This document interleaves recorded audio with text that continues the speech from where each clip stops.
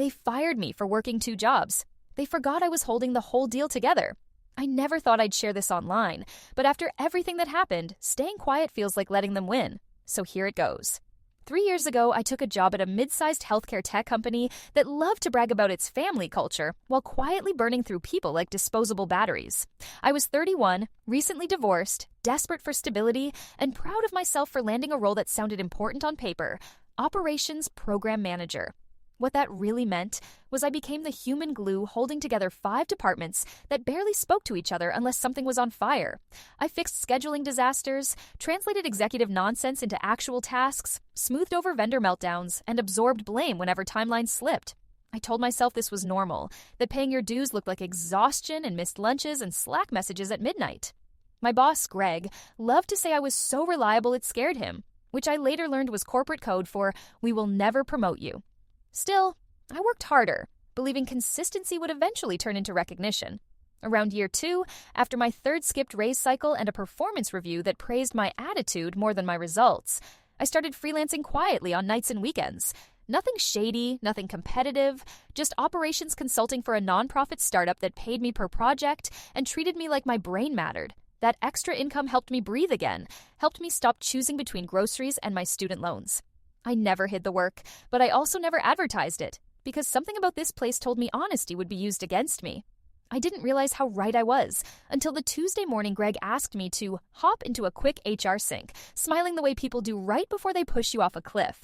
The HR sync turned out to be a small glass room with fake plants and a box of tissues on the table, which felt dramatic considering I hadn't cried at work in years.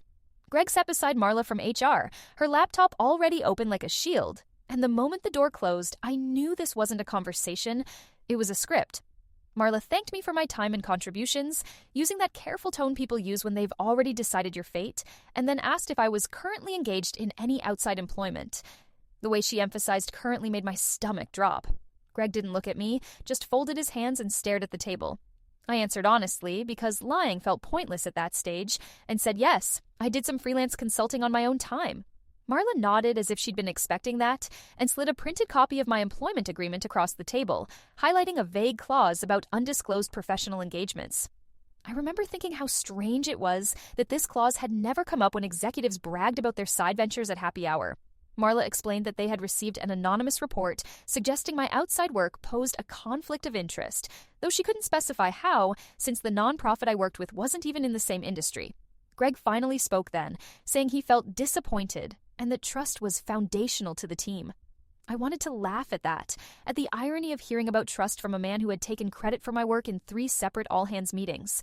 Instead, I sat there quietly while they informed me my employment was being terminated effective immediately. No warning, no chance to correct anything, just a clean cut. When Marla asked if I had questions, all I could think to say was, "So being good at my job wasn't enough?" Greg flinched at that but didn't answer. Security was already waiting outside when I opened the door, and as I walked back to my desk, clutching a cardboard box like a prop from a bad movie, something inside me finally snapped.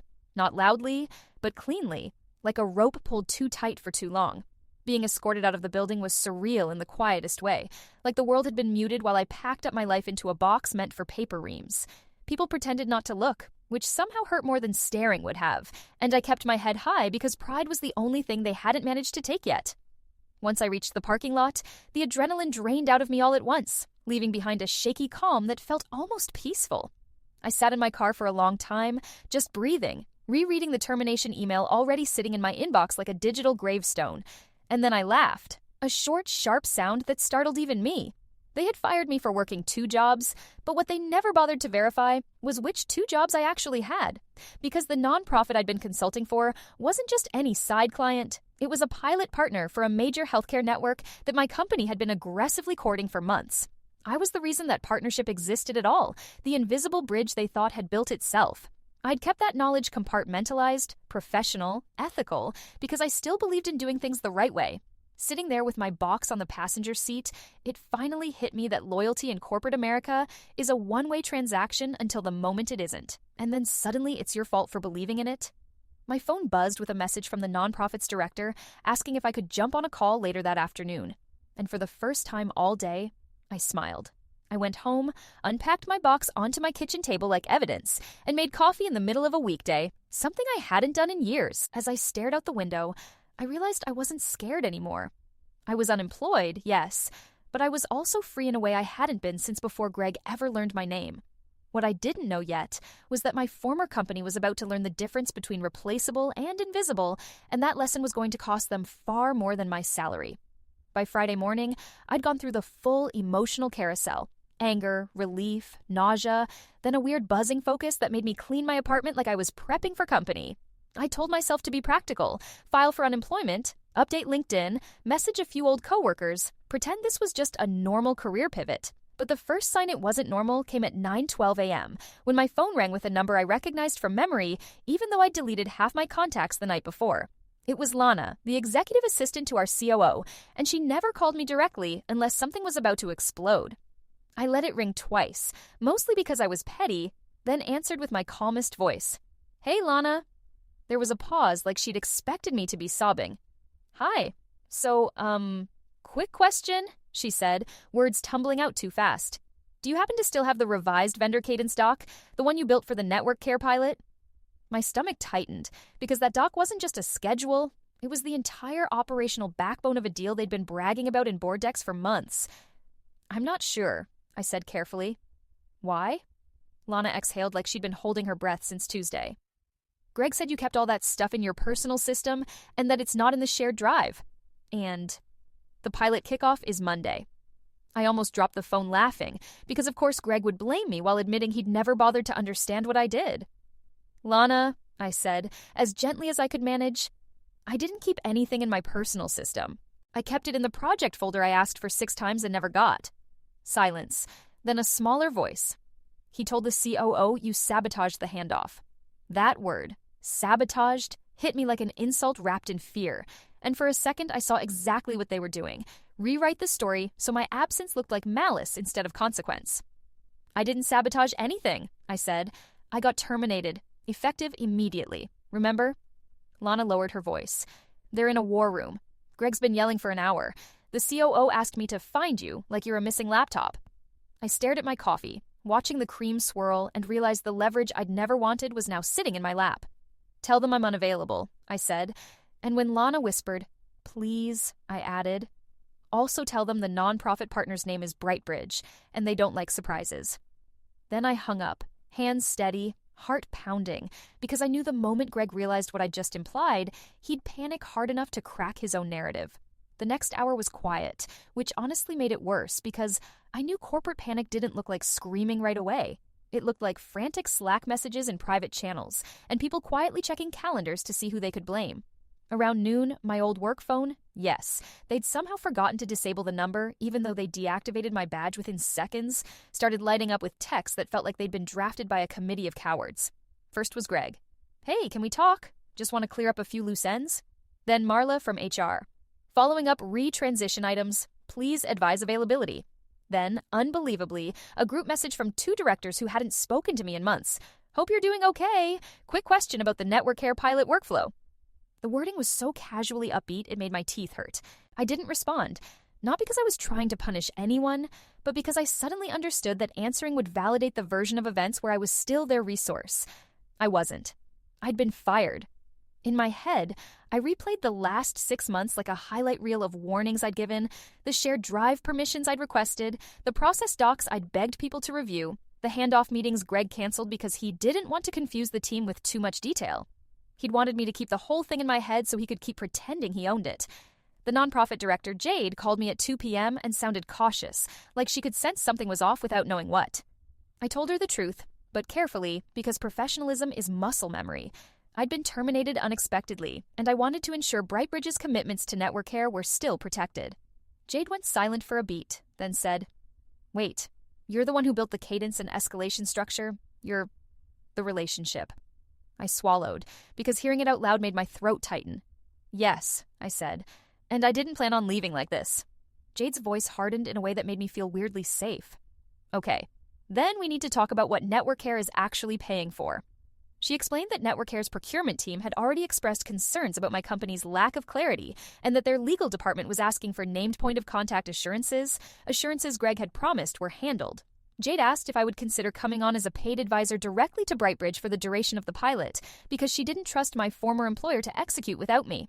I stared at my kitchen wall, feeling the shift of power happen in real time, and I said, yes, but I'm not doing it quietly. By Monday morning, the story inside my old company had fully mutated into something I barely recognized, and I knew that because 3 different people forwarded me 3 different versions of the same lie. In one, I'd failed to document critical processes. In another, I'd refused to cooperate during transition. My personal favorite claimed I'd been discovered moonlighting for a competitor, which was impressive considering Brightbridge wasn't a competitor and half the executives had LinkedIn side hustles they bragged about openly.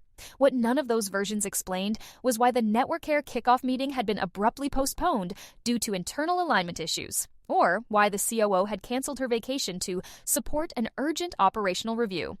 I spent that morning on a video call with Jade and Brightbridge's legal counsel, walking them through the exact framework I'd built. Calmly, professionally, like I wasn't watching my former employer implode in the background. They asked smart questions, they listened, they paid me. At 11:47 a.m., Greg finally called again, this time leaving a voicemail that cracked halfway through where his confidence used to be. "We just need 30 minutes, he said. "This doesn't have to get messy." I deleted it without replying. Around noon, my phone buzzed with a LinkedIn notification that made me snort coffee through my nose. Greg had updated his profile headline to Driving Operational Excellence in Healthcare Innovation, which felt like rearranging deck chairs while the ship was actively taking on water. Jade looped me into an email thread later that afternoon where NetworkCare's VP of Operations explicitly asked for written assurance that the architect of the pilot framework remains directly involved. That sentence was my name without my name, and when my former company's legal team replied with 3 paragraphs of vague reassurance and 0 specifics, NetworkCare replied with 1 line, "That is insufficient." I leaned back in my chair, heart pounding, because this was the moment where consequences stopped being theoretical. They'd fired me to feel powerful, to prove they could, and now they were learning what happens when you confuse control with competence. I didn't celebrate. I just opened a new document, titled it Consulting Agreement Brightbridge, and started writing, because revenge wasn't the point anymore. Clarity was. The call from my former company came at 3:06 p.m., and this time it wasn't Greg or HR, but the COO herself, which felt like a promotion I hadn't applied for. I let it go to voicemail, not out of spite, but because I needed the paper trail more than I needed her voice. She followed up with an email 10 minutes later, subject line, "Urgent clarification." Body carefully worded to sound collaborative while absolutely panicking between the lines. She wrote that there seemed to be confusion about my role in the NetworkCare pilot and asked if I would be willing to assist informally to ensure continuity. Informally, for free.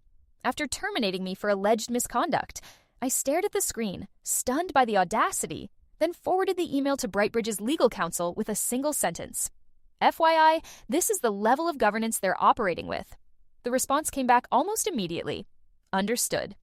That was when I realized this wasn't just about me anymore. Brightbridge paused all deliverables pending clarification, which meant NetworkCare's leadership was suddenly asking very pointed questions my old company couldn't answer without me. Internally, people started unraveling. A junior PM messaged me apologetically, saying she'd been told I walked out and refused to help, and asked if that was true. I told her the truth, simply, without venom, and she replied, "That's not what they said in the meeting." I knew. That was the point. Lies spread fast, but reality has a way of catching up when deadlines don't move. On Wednesday, NetworkCare formally requested a pilot audit, something my former company had bragged they were always prepared for, except preparation requires institutional knowledge, and that knowledge had been labeled disposable. I watched all of this from my apartment, dressed in sweatpants, consulting invoice draft open on one screen, job applications on another, and felt something unexpected settle in my chest. Relief. Not because they were struggling, but because I no longer was. I hadn't broken anything. I just stopped holding it together alone. And for the first time since I'd taken that job, the story unfolding didn't require me to shrink, explain, or apologize. It only required me to tell the truth and let it stand there, solid and inconvenient. Thursday was the day everything tipped from quiet chaos into visible fallout, and I knew it because the silence broke all at once. First came an email blast from my former company to key stakeholders, announcing a strategic realignment of the NetworkCare pilot, which was corporate for we messed up and need to look busy. 15 minutes later, Jade forwarded me a response from Network Care's VP that was so politely brutal I almost framed it. They would not proceed without direct involvement from the original program architect, effective immediately. There was no wiggle room, no soft language, just a deadline and a clear statement of risk. My phone started buzzing again after that, but the tone had shifted. The messages weren't casual anymore. They were deferential, cautious, suddenly respectful. A director I barely remembered working with asked if I'd be open to a short-term consulting arrangement. Greg sent a longer email this time, apologizing for how things unfolded without actually apologizing for anything specific, which told me exactly how sincere it was. I didn't respond to him either. Instead, I finalized my consulting agreement with BrightBridge, including very clear language about scope, authority, and communication channels, all the things I'd begged for internally and never received. That afternoon, Network Care scheduled a joint call with BrightBridge and my former company, and Jade asked if I'd join. I agreed, mostly because I wanted to watch them try to explain a system they'd never bothered to learn. When the call started, I kept my camera on and my voice steady as people stumbled through updates full of buzzwords and half-truths. Then the VP asked a simple question about escalation thresholds, and the line went quiet. I answered calmly, outlining the logic I'd built and why it mattered, and I could feel the shift in the room even through a screen. Suddenly, I wasn't the issue anymore. I was the reference point. The call ended with Network Care asking for all future communications to include me directly in my consulting capacity, and when I closed my laptop, I realized my hands were shaking. Not from fear, but from the release of something heavy I'd been carrying for years. They hadn't just underestimated me, they'd built their entire strategy on the assumption that I'd keep absorbing the consequences. And now that assumption was gone. By the following week, my former company was officially in damage control mode, and watching it unfold felt like observing a storm from the safety of solid ground. Network Care issued a formal notice citing material risk due to personnel instability, which triggered a clause my old legal team clearly hadn't read closely enough, because suddenly timelines, fees, and penalties were all on the table.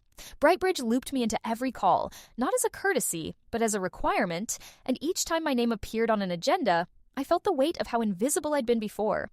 Internally, my old coworkers were scrambling. One messaged me late at night asking if I documented the fallback plan, and I had to remind her gently that I'd asked for time to document it and been told to move faster instead. Another admitted they were being asked to recreate workflows they didn't fully understand, and I heard the exhaustion in her voice, the same exhaustion I'd carried alone for years.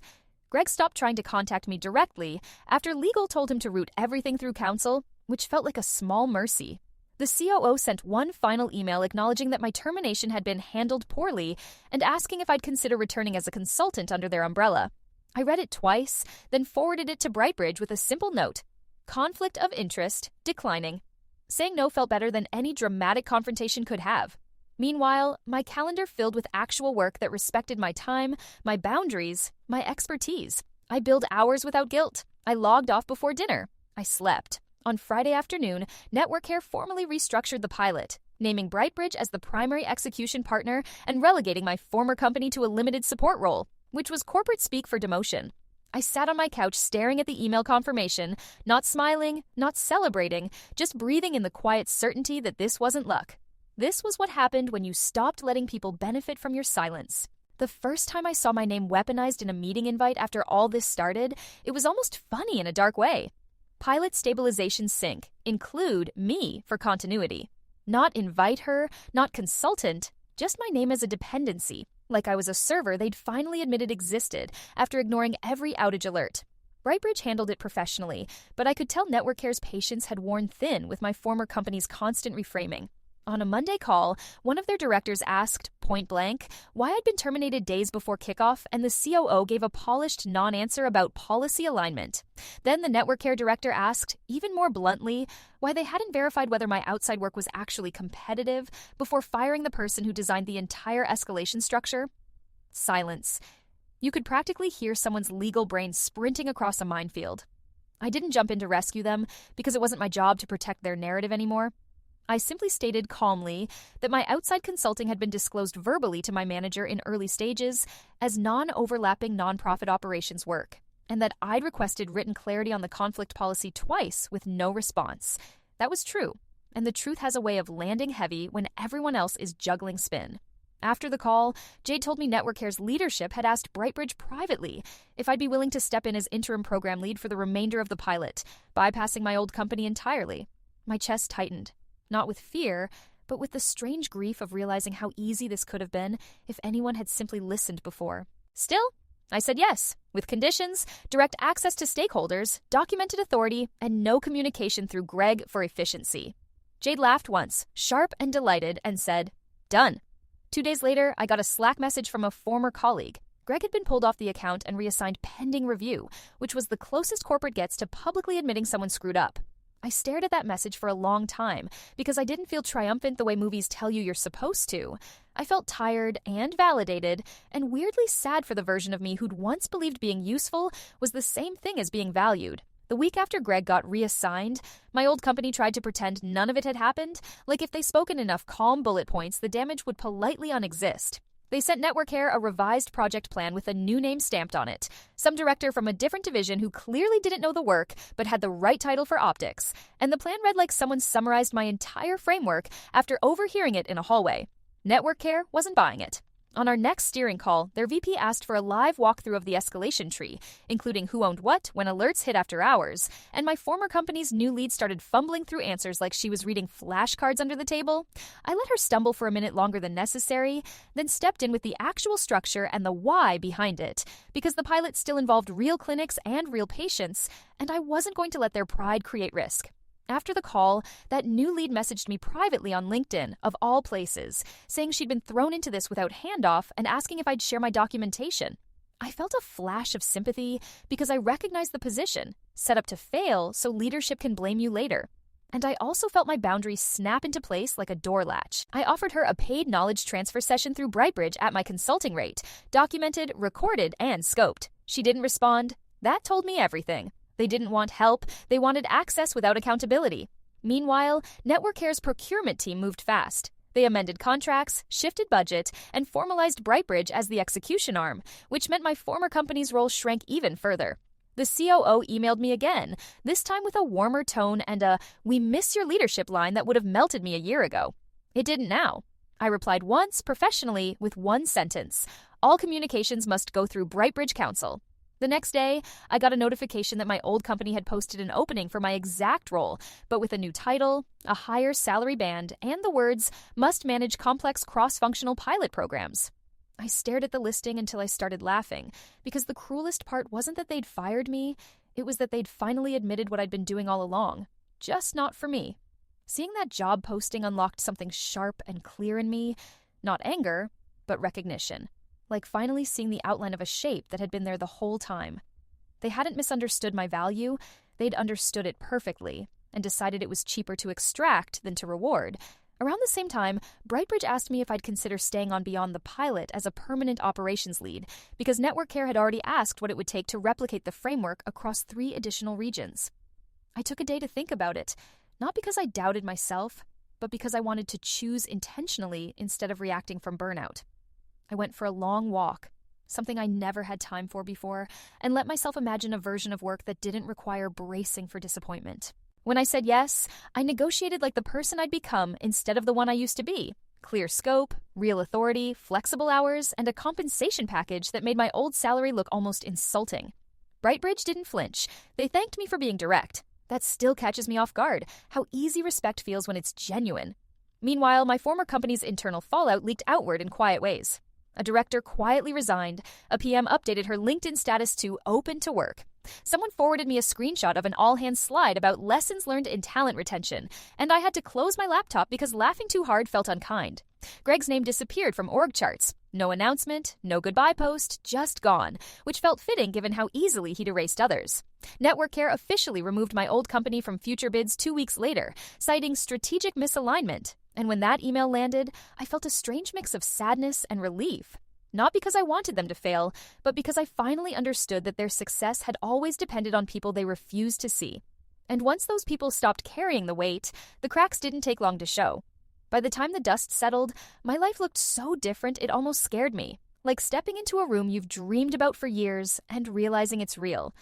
I started officially at Brightbridge on a Monday. No dramatic announcements, no welcome swag, just a calendar invite titled Kickoff and Expansion Planning, and the quiet understanding that my voice mattered in that room. Network Care treated me like a partner, not a liability, and when I spoke, people took notes instead of nodding politely and moving on. I worked reasonable hours. I ate lunch away from my desk. I stopped checking email like it was a threat. Every so often, though, reminders of my old life slipped through the cracks. A former coworker messaged to say the culture had shifted into something brittle and paranoid, with leadership obsessed over knowledge silos and risk mitigation, which would have been funny if it wasn't so familiar. They were trying to solve a people problem with process, the same mistake they'd always made. One afternoon, I ran into Marla from HR at a coffee shop near my apartment. She looked startled, then awkwardly pleasant, like we were exes who'd run into each other with new haircuts. She told me they'd revisited the policy that got me fired and admitted it was unclear, which was corporate for indefensible. She asked how I was doing. I told her the truth, better than I'd been in years. She nodded, eyes flickering with something like regret, and said, "I'm glad it worked out." I didn't say what I was thinking, which was that it worked out because I stopped letting them define the outcome. That night, I updated my LinkedIn, not with a triumphant announcement, but with a simple role change, and watched the views roll in from people who'd once ignored me. Validation is strange like that. It always arrives late and loud, but by then, I didn't need it the way I used to. I'd already learned the lesson that mattered most. Being indispensable is only dangerous when you're the only one who knows it. The last real echo of my old job came in the form of an email forwarded by a friend who still worked there. Subject line, organizational update, the kind that makes your stomach drop even when it's no longer your problem. Greg's departure was framed as a mutual decision. The COO took temporary oversight of operations, and there was a bullet point about recommitting to transparency that read like satire. My friend added, "People are quietly freaking out." And I believed her, because companies like that rely on the illusion of control more than actual competence. Around the same time, Network Care asked me to present the pilot results to their board, and the night before, I caught myself pacing my living room the way I used to before high-stakes meetings, heart racing, old habits resurfacing. Then I stopped, sat down, and realized something important. No one on that board had power over my livelihood anymore. The presentation went smoothly, not because I was perfect, but because I knew the material in my bones and no longer felt the need to defend my existence. Afterward, one of the board members pulled me aside and said, "We almost lost this entire initiative because someone didn't know who to listen to." I smiled politely, but inside I felt a quiet closure settle, like a door finally clicking shut. Later that week, I signed the paperwork for my new role, closed my unemployment claim before it ever paid out, and moved my old workbox from the corner of my apartment into a closet where it belonged. I didn't burn bridges or post a dramatic thread naming names. I didn't need to. The truth had done enough damage on its own. What surprised me most wasn't that they'd fired me, or even that they'd been wrong, but how quickly my life expanded once I stopped contorting myself to fit a place that was never built for me in the first place. All that was left now was to tell the story, not for revenge, but for the version of me who once thought silence was the price of stability. I'm telling this now because time has softened the sharpest edges, and distance has given me perspective I didn't have while I was surviving it. A year later, I still sometimes catch myself waiting for permission before speaking, still feel a phantom buzz when my phone lights up after hours, but those reflexes are fading. Brightbridge grew, Network Care expanded the framework nationally, and my work became something I could point to without shrinking my voice to make others comfortable. Every once in a while, someone from my old company reaches out quietly, usually with a question wrapped in nostalgia, and I answer politely when it makes sense and decline when it doesn't, because boundaries are a skill you learn by practicing them. I don't think Greg ever intended to teach me this lesson, but he did, that professionalism doesn't mean self-erasure, and loyalty doesn't mean silence. I used to believe that if I worked hard enough, stayed agreeable enough, made myself useful enough, stability would follow. What I know now is that stability built on invisibility is fragile by design. The day they fired me, they thought they were removing a risk, a complication, an inconvenience. What they actually removed was the person quietly preventing everything from falling apart. I didn't make a scene. I didn't sabotage anything. I simply stopped filling the gaps for free. And when the structure collapsed under its own assumptions, it wasn't revenge, it was gravity. If there's a point to all this, it's not that you should burn bridges or play games, but that you should pay attention when a place benefits from you being tired, quiet, and grateful. That's not culture, it's extraction. I lost a job that day, but I got something better in return. Proof that my value didn't disappear just because someone decided it was inconvenient. And once you know that, really know it, you never walk into a room the same way again.